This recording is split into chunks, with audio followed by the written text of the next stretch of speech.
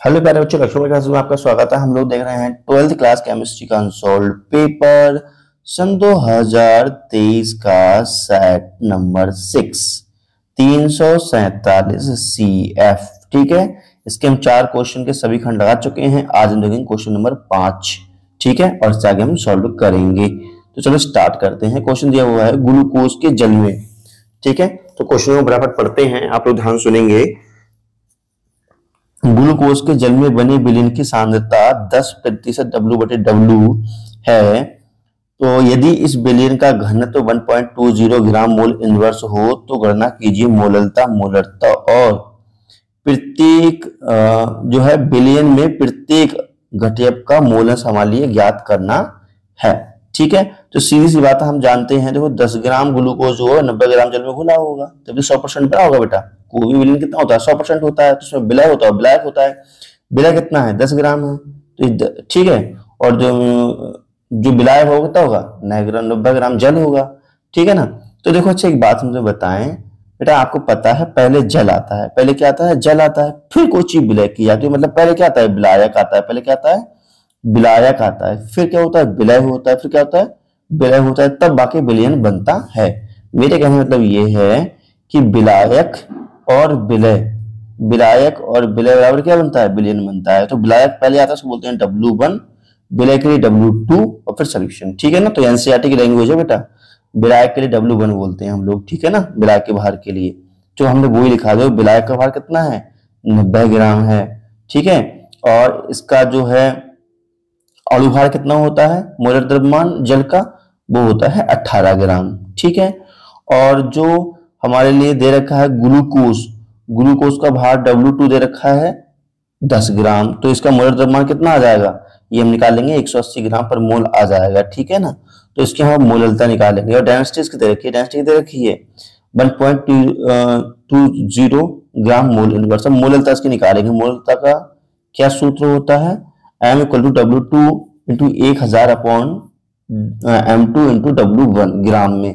ठीक है, ये सारी वैल्यू पुट कर दी हमने, सोल्यूशन किया तो हमारे लिए सोल्यूशन प्राप्त हो चुका है। मोल प्रति किलोग्राम में ये आंसर आ गया हमारा। ठीक है ना। अब हम देखते हैं मोलरता कैसे निकालनी है। बेटा मोलरता का फॉर्मूला क्या होता है? M=W2 × 1000 बटे M2 × V ml में लेंगे यहाँ पर। ठीक है, तो W2 की वैल्यू कितनी ही थी? 10 थी, और 1000 लिख दो, और M2 की वैल्यू 180। अब 180 जो है ना, इसको ml में दिया है। ml को हम लीटर में चेंज करने के लिए हम क्या काम करते हैं? एसेंशियस कर लेते हैं। ठीक है बेटा, हमने लीटर में चेंज कर लिया है इसको। चलो अब हम सॉल्व करते हैं। ठीक है ना। तो ये जो डेंसिटी थी, डेंसिटी को हमने इस तरीके से लिखा है। डेंसिटी को लिखा होता है मास अपॉन वॉल्यूम। ठीक है, तो वॉल्यूम को लिखा होता है मास अपॉन डेंसिटी। हमने तो यहाँ से इस तरीके से वॉल्यूम की वैल्यू निकाल ली है। वॉल्यूम हमारा ये आया है। ठीक है, और ये वैल्यू हमने यहाँ पे फिट कर दी है। ये वैल्यू यहाँ फिट कर दी बेटा हमने। ठीक है, ये वैल्यू यहाँ फिट कर दी है, ध्यान समझेंगे। अब हमने कैलकुलेशन किया, हमारा ये आया आंसर। ठीक है, चलो अब हम देखते हैं नेक्स्ट क्वेश्चन। जो नेक्स्ट क्वेश्चन है विलयन में प्रत्येक घटक का मोल अंश बताइए।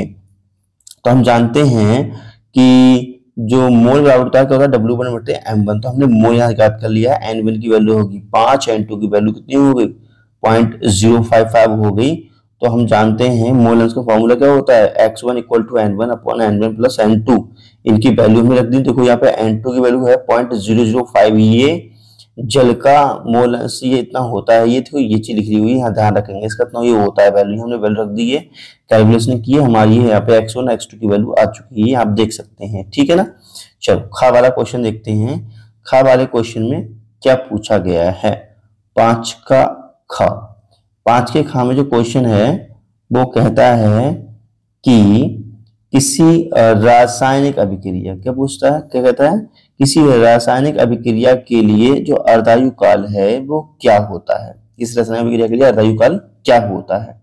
प्रदर्शित कीजिए कि प्रथम कोटि की अभिक्रिया की और आयु अभिकारकों की प्रारंभिक सांद्रता पर निर्भर नहीं करती है। ठीक है, हम सिद्ध कर देंगे, इंपॉर्टेंट ये आता है। अच्छा, किसी रासायनिक अभिक्रिया का अर्धायु काल क्या होता है बेटा? तो ये लिखा हुआ है अर्धायु काल किसे कहते हैं। किसी रासायनिक अभिक्रिया में जब रिएक्टेंट आधा प्रोडक्ट में चेंज हो जाता है तो इसे हम क्या कहते हैं? केमिकल रिएक्शन की अर्धायु कहते हैं। ठीक है ना। जैसे मान लीजिए आपके पास आटा है, आटा से आप पुड़िया बना रहे हैं। ठीक है, मान लीजिए बेटा आपके पास आटा है, इतना सारा आटा रखा हुआ है, आप पूड़ियाँ बनाना स्टार्ट करते हैं, तो इतने आटे की पूरी बन गई, इतने आटे क्या बनी, पूरी बन गई। तो क्या हुआ, जितने समय हमारा जो रिएक्टेंट है या आटा जो है वो आधा रह जाता है, आधा रह जाता है, वो अर्धायुकाल कहलाता है। ठीक है, जितने समय में हमारा जो रिएक्टेंट है मतलब आटा है आधा रह जाता है और आधा पूरी में चेंज हो जाता है, क्या कहलाता है, वो समय कहलाता है हमारा अर्धायुकाल कहलाता है। वो जो लिखा है यहाँ पे देखो डेफिनेशन में। ठीक है, तो वो डेफिनेशन फॉर्म में लिखा हुआ है इसके लिए। देखो लिखा हुआ है कि ये लिखा है बेटा, देखो किसी रासायनिक अभिक्रिया में जब रिएक्टेंट आधा प्रोडक्ट में चेंज हो जाता है उसे बोलते हैं अर्धायुकाल बोलते हैं। ठीक है ना, अब इसका देखेंगे, सवाल देखेंगे। तो लिखा हुआ है प्रथम कोटि की अभिक्रिया की अर्धायु अभिकारकों की प्रारंभिक सांद्रता पर निर्भर नहीं करती है, जो इस प्रकार निम्नलिखित हम सिद्ध कर सकते हैं, जो इस प्रकार निम्नलिखित हम सिद्ध कर सकते हैं। ठीक है बेटा, तो हम कैसे सिद्ध कर सकते हैं, हम जानते हैं कि K इक्वल टू होता है 2.303 upon T log R naught upon R. अर्धायुकाल के लिए टी की वैल्यू लेंगे हाफ, आर की वैल्यू लेंगे आर नॉट अपॉन 2, वैल्यू रख दो उसमें। ठीक है, अब हमने कैलकुलेशन की तो हम पाएंगे कि हमारे पास ये वैल्यू प्राप्त हो गई। देखो हमारी कैलकुलेशन ये वैल्यू आई है K equal to 0.693 upon T half, ये वैल्यू आई है बेटा। ठीक है ना, तो इसमें बताओ कोई सांद्रता पद है किसी भी रिएक्टेंट का, किसी चीज का सांद्रता पद यहाँ पर नहीं है।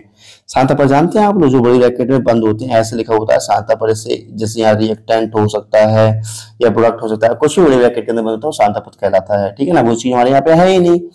जब यहाँ पे समीकरण है ही नहीं, समीकरण एक से स्पष्ट है कि प्रथम कोटि की अभिक्रिया में कि प्रथम कोटि की अभिक्रिया की अर्धायुकाल में कोई भी सांद्रता पद नहीं आया है, इसलिए क्या है कि हमारे अर्धायुकाल है या फिर वेग स्थिरांक है, ये सांद्रता पे डिपेंड नहीं करता है। ठीक है ना, चलो अगला क्वेश्चन देखते हैं। अगला क्वेश्चन है प्रथम कोटि की अभिक्रिया का वेग स्थिरांक इतना दिया हुआ है, तो अभिक्रिया की अर्धायुकाल की गणना कीजिए।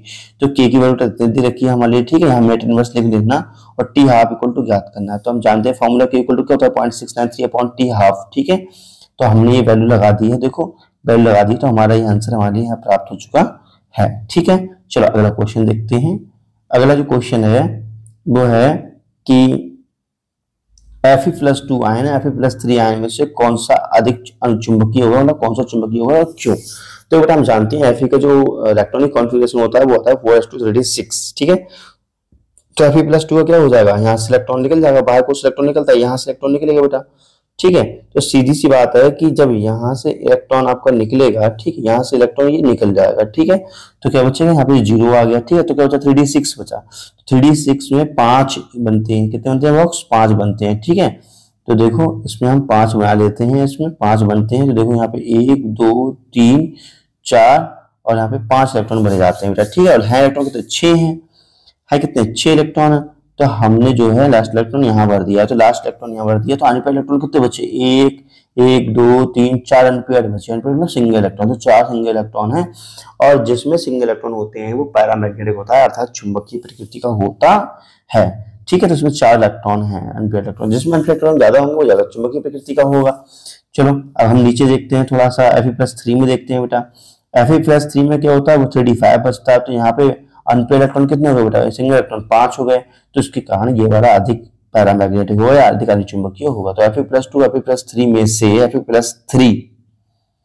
Fe+3 आयन अधिक अनुचुंबकीय होगा, क्योंकि Fe+3 में अनपेयर्ड इलेक्ट्रॉन की संख्या अधिक है, 5 है। ठीक है ना, चलो अगला क्वेश्चन देखते हैं। अगला क्वेश्चन ये है कि Zn+2 आयन रंगीन होते हैं जबकि Ni+2 लवण रंगीन होते हैं, ऐसा क्यों। ठीक है, तो जिनका हम इलेक्ट्रॉनिक कॉन्फ़िगरेशन कर देखते हैं बेटा 3d10 आता है, और इसका Zn+2 का देखते हैं तो भी 3d10 आएगा। तो जब 3d10 आएगा तो डी ट्रांजिशन होगा ही नहीं, तो डी ट्रांजिशन नहीं होगा तो कलर भी नहीं देगा। ठीक है, तो क्योंकि Zn+2 आयन 3d कक्षक पूर्णवर्तित होते हैं, इसलिए इसमें डी ट्रांजिशन भी नहीं होता है और Zn+2 आयन कलरलेस होता है।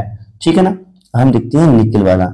निकल वाले में 3d8 बचता है बेटा। ठीक है, तो इसमें डी ट्रांजिशन संभव है, तो इसलिए कलरफुल ये होगा। ठीक है, चलो अगला हम देखते हैं उपसंयोजक यौगिक के आबंधन में वर्नर थ्योरी को समझाइए। ठीक है, तो वर्नर थ्योरी अकॉर्डिंग क्या है, वर्नर ने 1823 में क्वार्टर कंपाउंड के कॉम्प्लेक्स को स्ट्रक्चर को प्रॉपर्टी की व्याख्या करने के लिए एक थ्योरी का प्रतिपादन किया, जिसे वर्नर थ्योरी कहते हैं। इस थ्योरी के अकॉर्डिंग क्या कहा गया है, इस थ्योरी के अकॉर्डिंग कहा गया है क्वार्टर कॉम्प्लेक्स के फॉर्मेशन में central metal ion two type की वैलेंसी शो करता है, ठीक है, primary valency and secondary valency. अच्छा, प्राइमरी वैलेंसी किसे कहते हैं? प्राइमरी वैलेंसी सेंटीमेटल आयन के ऑक्सीडेशन नंबर के संगत होती है। तो ऑक्सीडेशन नंबर जितना भी होगा सेंटीमेटल आयन का, वो उसकी प्राइमरी वैलेंसी कहलाएगी बेटा, ठीक है ना। जैसे मान लीजिए कि लिखा हुआ है K4FeCN6, ये लिखा हुआ है, ठीक है। तो इसकी जो भी ऑक्सीडेशन नंबर आएगा, यहाँ पे ऑक्सीडेशन नंबर कितना आएगा, यहाँ पे 2 आएगा ऑक्सीडेशन नंबर, ठीक है। जो भी आएगा ऑक्सीडेशन नंबर, जो भी आएगा वो उसकी प्राइमरी वैलेंसी होती है, ठीक है ना। फिर क्या है, प्राइमरी वैलेंसी से ओनली आयन जोड़ सकते हैं। प्राइमरी वैलेंसी जो होती है आयोनाइज हो सकती है, और जो प्राइमरी वैलेंसी पानी में घुल भी सकती है। प्राइमरी वैलेंसी नॉन डायरेक्शनल होती है, कोई भी डायरेक्शन नहीं होती, इसे हम डॉट लाइन द्वारा शो करते हैं। सेकेंडरी जो वैलेंसी होती है बेटा, वो सेकेंडरी वैलेंसी सेंटीमेटल आयन के कोऑर्डिनेशन नंबर के संगत होती है, ठीक है ना। अच्छा, सेंटीमेटल ये क्या है, coordination secondary valency central metal ion के कोऑर्डिनेशन नंबर के संगत होती है, ठीक है। वो क्या थी, पहली वाली वो ऑक्सीडेशन नंबर की संगत थी, है ना। तो ये सेकेंडरी वैलेंसी जो होती है, एनायन मॉलिक्यूल दोनों ही ऐड हो सकते हैं इसके ऊपर, ठीक है। ये आयन के साथ संयोजकताओं को भी ऐड कर सकता है, ठीक है। मतलब यह एक आयन के साथ संयोजकताओं से भी ऐड कर सकता है। मतलब ये जो होता है, जो एनायन होता है, ये प्राइमरी एंड सेकेंडरी दोनों वैलेंसी से ऐड हो सकता है, ठीक है ना, संयोजकताओं से भी ऐड हो सकता है। चलो अगले हम पढ़ते हैं, सेकेंडरी वैलेंसी आयोनाइज होती है, ठीक है। ऐसे सॉलिड डायग्राम शो करते हैं। स्ट्रक्चर देख लो बेटा, जो यहाँ पर जो सॉलिड लाइन है वो सेकेंडरी वैलेंसी है, और जो नॉर्मल लाइन है वो प्राइमरी वैलेंसी को शो करती है, ठीक है ना। तो इसको हम जल में डालते हैं, तो यहाँ पर कितना कोऑर्डिनेशन हो जाए, CONS3 का होल 6 मिलता है मान लीजिए, ठीक है। और फिर Cl नेगेटिव मिलेंगे यहाँ से, क्योंकि ये तीनों आयनाइज हो सकते हैं। तो 4 आयन होगा टोटल, ठीक है। जब आयन 4 हो गया तो अगली बात क्या आयन होंगे, वो चीज क्या है, सुचालक होगी, ठीक है। तो ये इसका एग्जाम्पल है। वीडियो अच्छा लगा लाइक करा, कुछ कमेंट मिलते हैं नेक्स्ट वीडियो में। नमस्कार, जय हिंद, वंदे मातरम, बाय बाय।